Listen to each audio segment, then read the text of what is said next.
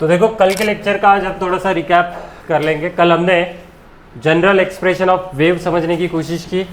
तो क्या होता है expression, y is equal to a sine in bracket omega T minus plus k x, बराबर ना। So this is the general expression. और यहाँ पे मैं इनिशियल फेज भी ले सकता हूँ फाई। तो यहाँ पे ओमेगा क्या रहेगा, omega is nothing but the 2π/t या फिर 2πn and this is called as a angular frequency. उसके बाद रहेगा के क्या होता है, प्रोपोगेशन कांस्टेंट और angular wave number. K is called as a propagation constant और एंगुलर वेव नंबर। और यहाँ पे फाई क्या होगा, इनिशियल फेज। फाई क्या होता है, इनिशियल फेज। यहाँ पे हमने एक चीज समझने की कोशिश की थी, अगर वेव ओरिजिन से पहले आता है और वेव ओरिजिन के बाद में आता है तो फाई यहाँ पे क्या होगा, फाई पॉजिटिव होगा, बराबर। इस केस में फाई पॉजिटिव और इस केस में phi negative. Then wave velocity v is equal to omega by k, v is equal to omega by k. अब पॉजिटिव डायरेक्शन में कब जाता है वेव, जब ब्रैकेट में क्या रहेगा अपने पास, माइनस रहेगा, omega T minus K x रहेगा तो वो पॉजिटिव डायरेक्शन में जाएगा।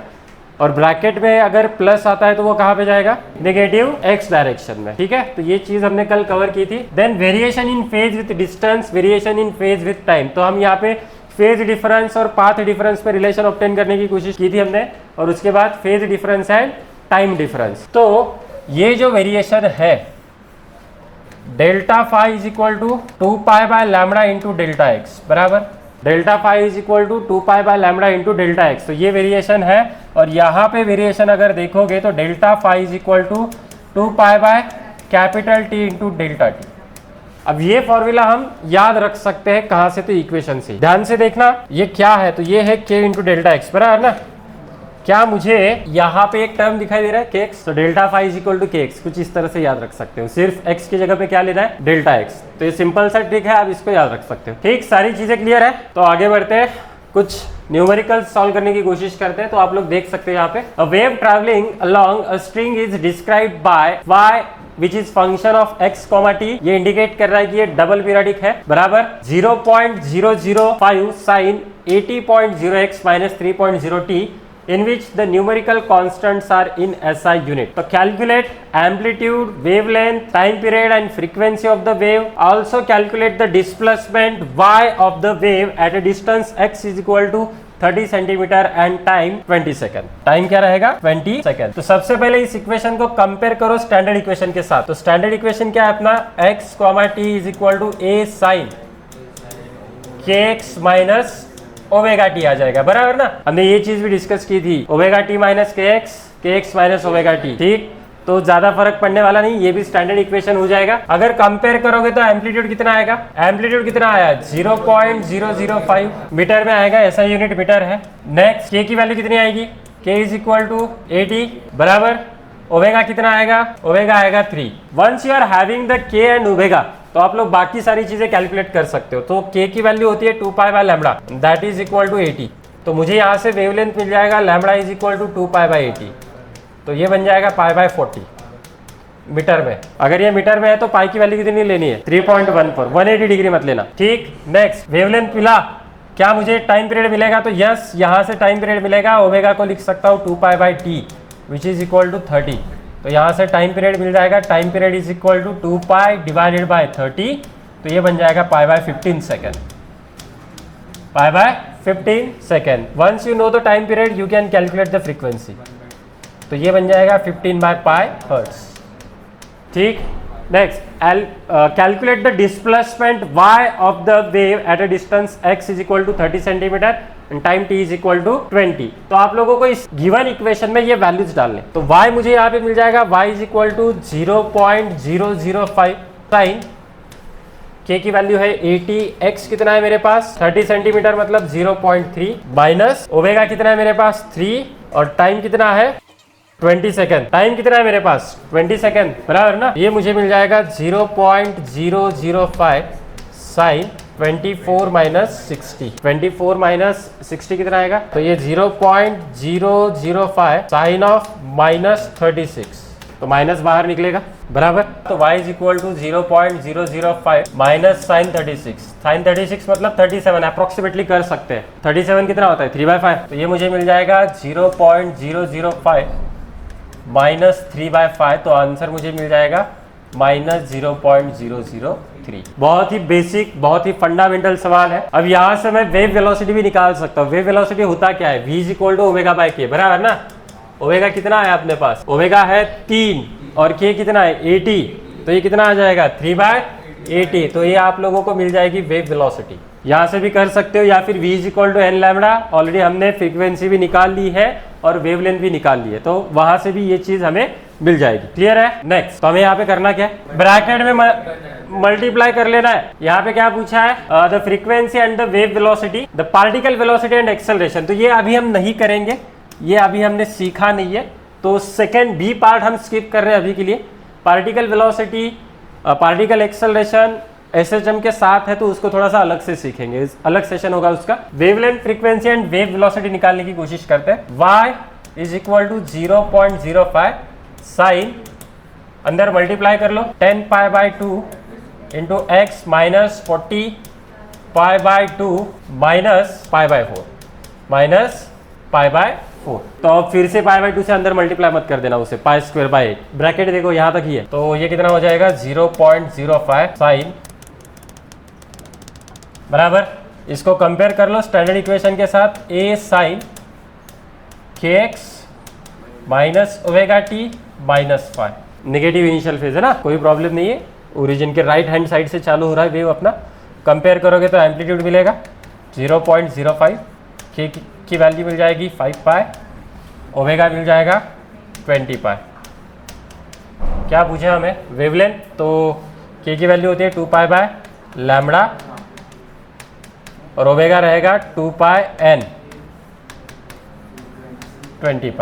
तो आप लोग देख सकते हो वेवलेंथ मिला लैम्बडा इज इक्वल टू 2/5 और ये मिला फ्रीक्वेंसी 10 हर्ट्ज बराबर ना। तो वेव वेलोसिटी यहाँ से भी निकाल सकते हो, v is equal to N lambda.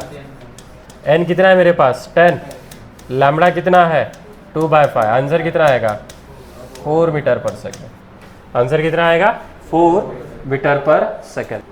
Next, under what condition maximum particle velocity is 4 times the wave velocity corresponding to the equation y is equal to a sin omega t minus kx। तो maximum particle velocity मतलब ये oscillation वाला फंडा है। Oscillation में maximum velocity की value कितनी होती है, a ओमेगा बराबर ना। v max particle is equal to plus minus a omega होता है। हमें क्या दिया है, v max particle is 4 times of v wave. 4 times है ना ये, हाँ। वेलोसिटी ऑफ वेव क्या होता है, maximum particle velocity a omega, और ये कितना होता है ओमेगा बाय k बराबर ना, ओमेगा बाय k। तो आप लोग देख सकते हो ओमेगा ओमेगा क्या हो जाएगा, कैंसिल हो जाएगा। a की वैल्यू कितनी है, यहाँ पे मुझे मिल जाएगा k is equal to 4/a, k is equal to 4/a, या फिर 2π/λ इज इक्वल टू 4/a। तो मुझे लैम्बडा और एम्पलीट्यूड में रिलेशन मिल जाएगा, that relation is equal to 4λ is equal to 2πa। So lambda is equal to π/2 times of a।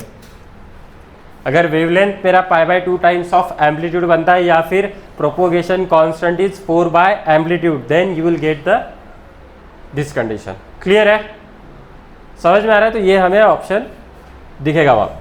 Next, तो देखो ये क्वेश्चन जो है, equation of transverse wave travelling in a rope is given by y is equal to 5 sin 40 minus 0.02x where y and x are expressed in centimetre and time in seconds.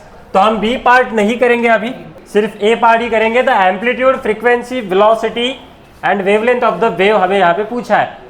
तो हम यहाँ पे बहुत बार गलती करते, क्या गलती करते देखना, y इज इक्वल टू, इसको मैं इसके साथ कंपेयर करने की कोशिश कर रहा हूं ऐसे, जो कि गलत है भाई, जो कि गलत है। पहला स्टेप ही ये गलत है। इक्वेशन में पहले कौन है, t का मल्टीप्लायर कौन है, ओमेगा। तो इक्वेशन क्या बनेगा मेरा, y is equal to a sine omega T minus K X. अब दूसरी गलती, मैंने बोला है कंपेयर करने के लिए, तो कुछ लोग लिख रहे हैं यहाँ पे omega T is equal to 4t। ये कंपेयर करना नहीं होता, this is called as equating. समझ में आ रहा है? यहां से भी हो जाएगा no doubt, T T cancel हो जाएगा, ओमेगा मिल जाएगा आप लोगों को, लेकिन हमें कंपेयर करना है तो ओमेगा कितना मिलेगा, ओमेगा इज इक्वल टू 4 और के की वैल्यू कितनी मिलेगी, के इज इक्वल टू 0.02 बराबर ना। तो आप लोग यहाँ पे एम्पलीट्यूड कितना आएगा, amplitude A is equal to 5, तो 5 होगा एम्पलीट्यूड। फ्रीक्वेंसी निकालनी है तो यहां से मैं लिख सकता हूँ ओमेगा का formula 2 pi n is equal to 4, n is equal to 4 divided by 2 pi, तो ये आया 2 डिवाइडेड बाय पाई फ्रीक्वेंसी। बहुत सारे ऐसे लोग हैं जिनको ओमेगा का फॉर्मूला भी पता नहीं है। भारी मिस्टेक हो गया सर। सर्कुलर मोशन सीखा है आप लोगों ने, SHM सीखा है हमने, बराबर ना, फिर भी ओमेगा का फॉर्मूला क्या है वो पता नहीं, और बोलेंगे कि मैं कल एब्सेंट था। दिस शोज कि आप घर पे जाके कुछ भी पढ़ते नहीं। अरे बाप रे, ये तो धोती खोल रहा है। के 2 पाई बाय लैम्बडा 0.02 बराबर, तो लैम्बडा मुझे मिल जाएगा 2 पाई डिवाइडेड बाय 0.02। अब कुछ लोग यहाँ पे आके लटके, शर्म करो, भगवान से डरो। हाय रे मेरा मैथमेटिक्स। कुछ लोग तो इसी को देख रहे हैं, हाँ भाई जी भर के देख ले, आंखों में बसा ले, दिल में छुपा ले। आग लगा दी, आग लगा दी, आग लगा दी। अब इसका आंसर कितना आएगा, अब ये सिखाना पड़ेगा आप लोगों को, जेई बैच है तो इसका आंसर ये कैंसिल हो गया, नीचे क्या आया, पाई डिवाइडेड बाय 0.01, ये तो कर ही सकते हैं। 0.01 मतलब क्या, 1 डिवाइडेड बाय 100, तो 100 ऊपर चला गया, ये कितना आएगा 100 पाई, ये कितना आएगा 100 पाई, तो वेवलेंथ किस में, सेंटीमीटर में आएगी ये, तो pi metre is the answer, pi metre is the answer. Centimetre में है ना, x सेंटीमीटर में है तो लैम्बडा भी आएगा सेंटीमीटर में, तो 100 पाई सेंटीमीटर या फिर 1 मीटर, और wave velocity v is equal to omega by के।